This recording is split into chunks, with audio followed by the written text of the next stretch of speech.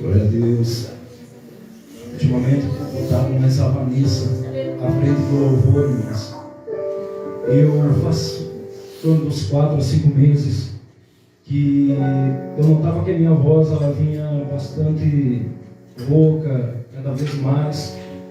E eu fui fazer uma consulta com o médico da empresa onde eu trabalho e eu fui diagnosticado com um tipo de cisto na minha garganta. E ele me pediu, ele disse: olha, tu tem que parar de cantar pelo menos em torno de 6 meses, tu não pode nem forçar mais tua voz. E eu chegava na igreja, nós temos o conjunto da igreja, e os guris começavam a cantar e eu comecei a me sentir mal.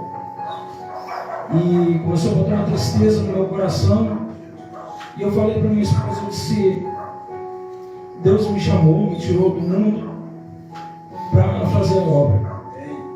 E não vou deixar um problema vir me impedir de louvar o nome do Senhor. Não vou deixar uma enfermidade me impedir de louvar, de cantar para Deus, para fazer a obra. Desde então tomei a decisão de não parar mais.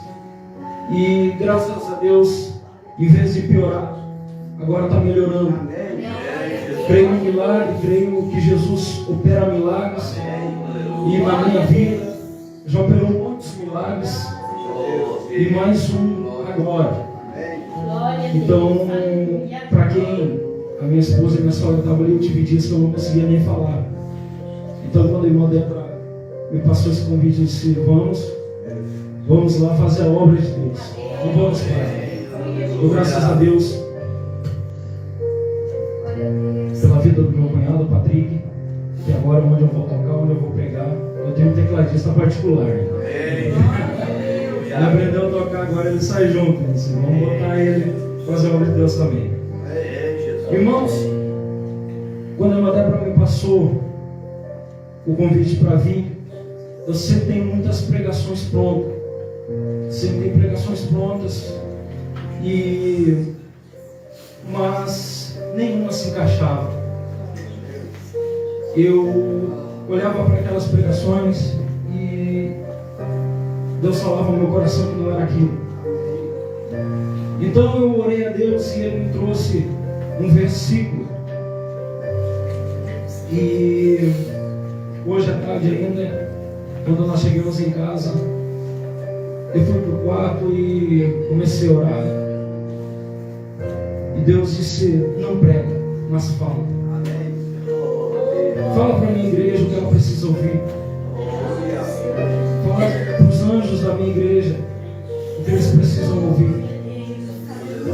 Essa mensagem não é de mim, essa mensagem é de Deus.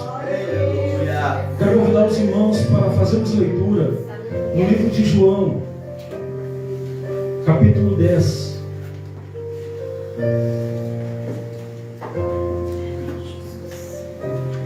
Livro de João, capítulo 10, verso 9 ao 11. É um versículo muito conhecido de toda a igreja, mas eu queria trazer uma pequena reflexão, vou tentar ser breve, uma pequena reflexão para os irmãos.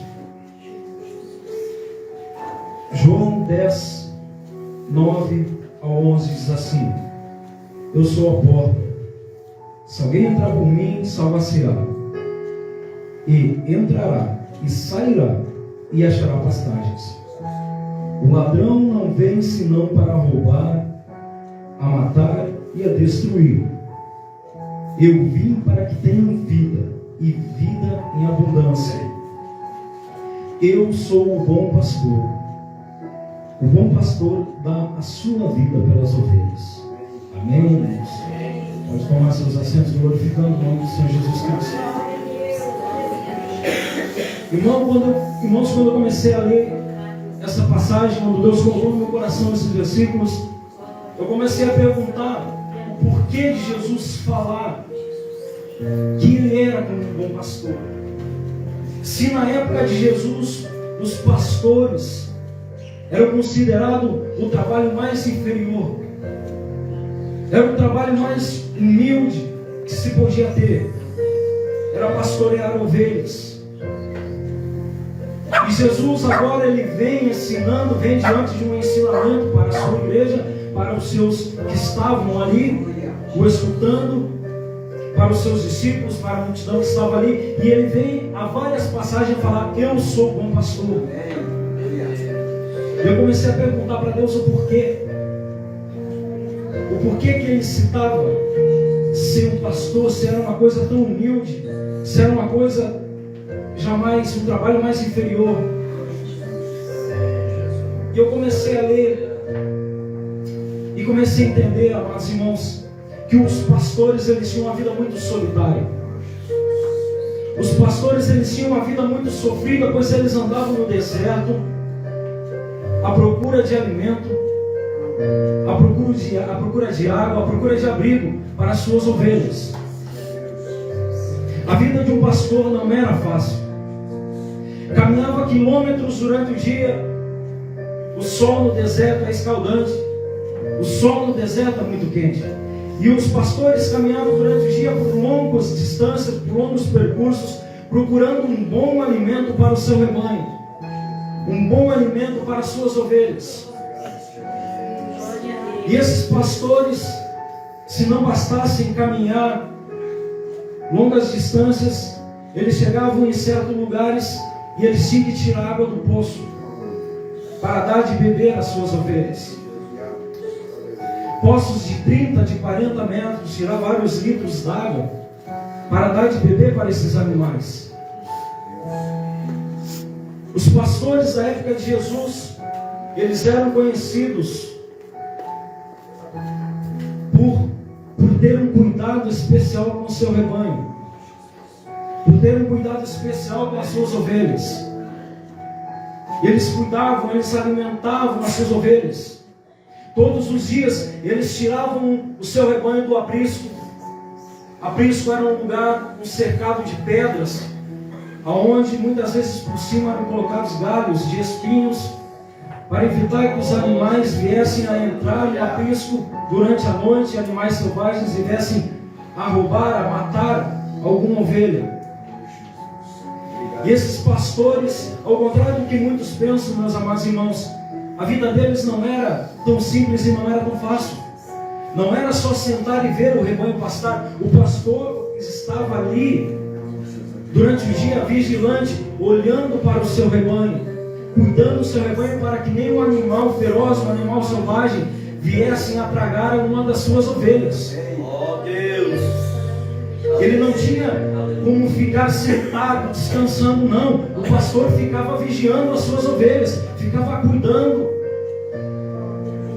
E quando o pastor durante a noite trazia as suas ovelhas para o aprisco, ele também não estava descansando.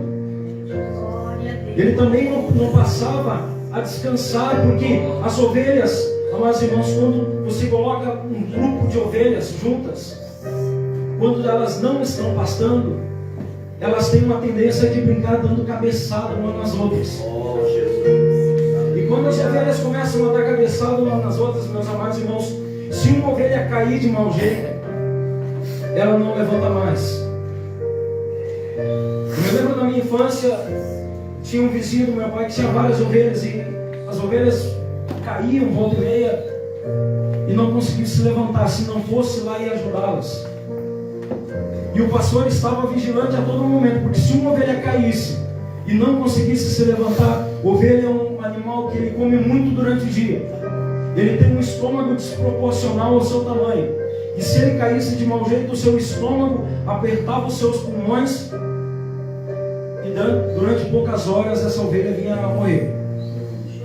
Então o pastor sempre estava vigiando, sempre estava cuidando. O pastor, ele tinha o trabalho de cuidar das suas ovelhas de dia e de noite. Aleluia. E quantas vezes, meus amados irmãos, nós temos visto pessoas, ovelhas dando cabeçada umas nas outras? Quantas vezes pessoas estão dando cabeçadas dentro da igreja? Quantas pessoas que nós vemos, o pastor trabalha, o pastor vai em lugares inóspitos para buscar uma ovelha para o seu aprisco. E quando essa ovelha está no seu aprisco, começam as outras a dar cabeçada. Por quantas vezes na nossa caminhada nós já vimos pessoas cair e não se levantar mais? Pessoas caem no ministério e não se levantam mais. Pessoas se entristecem no ministério e não se levantam mais.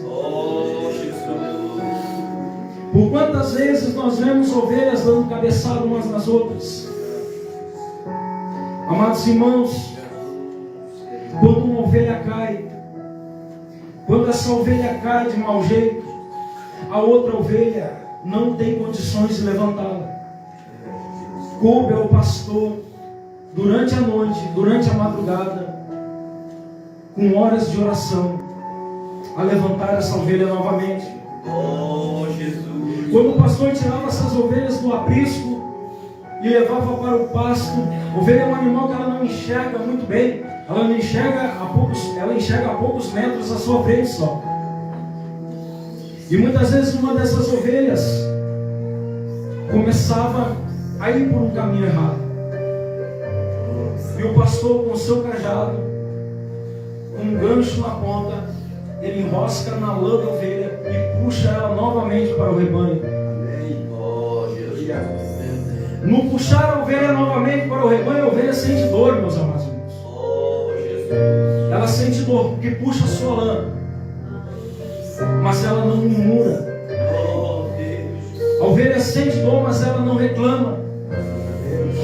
A verdadeira ovelha, ela volta para o rebanho e ela entende que aquilo é para o seu bem.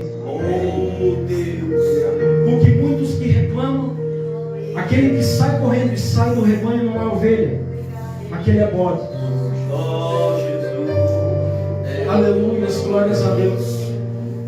E nós, amados irmãos, como ovelhas de Cristo, como ovelhas de Deus, pelo pecado, muitas vezes nós acabamos nos afastando do Senhor. Quantas vezes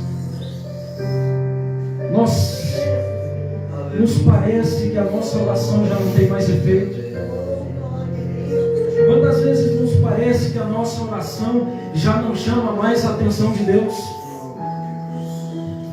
Aleluia, glórias. Muitas vezes a nossa oração parece já não surgir mais efeito. O demônio ele age nas nossas vidas de uma forma muito sutil que muitas vezes nós não percebemos. O demônio ele nunca vai se aparecer de uma forma inóspita na nossa vida. Ele vai tentar atrapalhar a nossa vida de oração, a nossa vida de fé, de uma forma muito sutil, muito tranquila. O demônio, Satanás, o inimigo de nossas almas, ele tem uma coisa que nós, seres humanos, não temos. Ele tem muita paciência. Ele está ao nosso redor, a Bíblia diz, rugindo como um leão e analisando nossos passos. Porque no momento quando nós estamos nos sentindo bem, a nossa tendência é abaixar a nossa guarda. O crente, quando ele está na luta, ele ora mais, ele busca mais, ele jejua mais. Mas parece que quando as coisas estão indo bem, estão tranquilas, estão calmas, a vida financeira está bem, a vida espiritual está bem, a tendência parece que o crente é de baixar a guarda.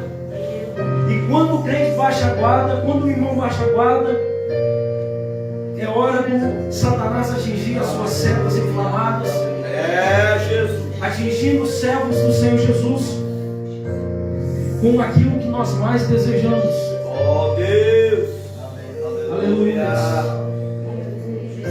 Aquilo que nós mais desejamos, Ele coloca na nossa frente como uma bandeja chamativa, uma bandeja que nos atrai. E muitas vezes nós acabamos pegando essa bandeja para nós. E acabamos colocando coisas materiais, acabamos colocando os bens materiais, acabamos colocando o nosso emprego, Acabamos colocando a nossa família, acabamos colocando o nosso carro dentro do nosso coração. E quando nós colocamos essas coisas dentro do nosso coração, nós acabamos por tirar o trono de Deus de dentro de nós. É Deus que tem que habitar em nossa vida. Não estou dizendo que não é para você ter um carro, que não é para você ter uma casa boa. São coisas que todo mundo quer. Quem não quer ter um carro melhor? Mas o teu carro melhor não pode tomar um lugar de Deus no teu coração. O teu emprego melhor não pode tomar o lugar de Deus no teu coração. A tua família não pode tomar o lugar de Deus no teu coração. E muitas vezes nós, como ovelhas do Senhor, nós acabamos nos afastando muitas vezes da presença de Deus. Assim como foi no Jardim do Éden, como o homem pecou no Jardim do Éden, no pecado original. Jesus, ele não tinha a obrigação de vir, porque o homem pecou por livre arbítrio, por a sua vontade. Satanás usou de uma estratégia, usou de mentira, mas ele não pegou na orelha do homem e ordenou que comesse. Pela desobediência do homem, o pecado entrou no mundo. Mas Jesus sabia que nós não conseguiríamos caminhar sozinhos. Porque o rebanho, meus amados irmãos de ovelhas, se eles param de ouvir a voz do seu pastor, se eles param de ouvir a voz daquele que o leva para os verdes pastos, para o que leva para dar água, o rebanho ele fica tonto, ele fica correndo de um lado para o outro, segue um caminho inóspito, acaba caindo num despenhadeiro e se dispersa o rebanho inteiro. E Jesus sabia que nós não conseguiríamos caminhar sozinhos, não conseguiríamos caminhar sem a presença dele. Aleluia. Jesus não tinha a culpa das nossas iniquidades. Jesus não tinha culpa dos nossos pecados. Jesus não tinha culpa das nossas falhas. Mas ele carregou todos os nossos pecados na cruz do Calvário. A vida nos ensina todo dia que nós somos dependentes de Cristo. Se você está aqui essa noite, é porque você é dependente de Jesus. Se você, pela graça do Senhor, se levantou de manhã cedo, é pela graça do Senhor Jesus. Se você respira, é porque de Deus te dá saúde. Se você está aqui hoje, é porque Deus te trouxe até aqui. Todo dia a vida nos mostra que nós somos dependentes do bom pastor. E o bom pastor é aquele que apacenta, é aquele que conduz em paz, é aquele que pacifica, é aquele que cuida, é aquele que alimenta e é aquele que protege. Esse é o nosso Jesus. Ele nos cuida a todo momento. Ele nos cuida a todo instante. E na igreja, o pastor é responsável por cuidar do rebanho. Eu sou uma ovelha, vocês são uma ovelha.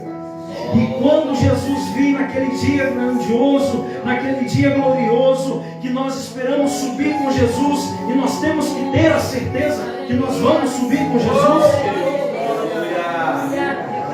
o pastor terá que entregar o rebanho intacto para Cristo. Aleluia, glórias a Deus. A vida do pastor, o ministério pastoral, é um ministério de pacificação.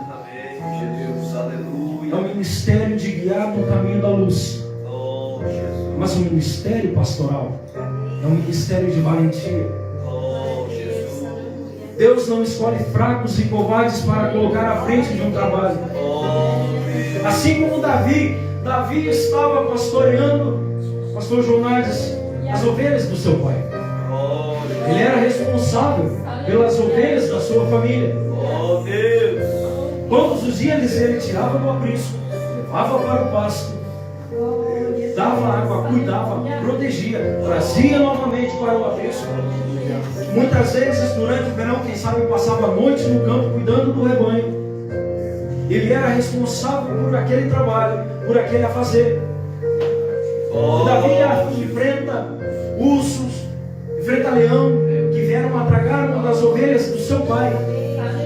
E Davi, ele era valente, ele coloca a sua vida à disposição. Ele diz: eu vou lutar com esse leão, eu vou lutar com esse urso, então que vá a minha vida, mas não a vida das ovelhas do meu pai. E chega um certo dia que Davi, o pastor de ovelhas, chega em casa, quem sabe cansado do trabalho, quem sabe com os pés machucados de caminhar sobre pedras, sobre estradas acidentadas, sobre caminhos acidentados. Chega em casa e o seu pai diz: meu filho, agora você pega essa cesta e leva para os seus irmãos que estão no campo de batalha.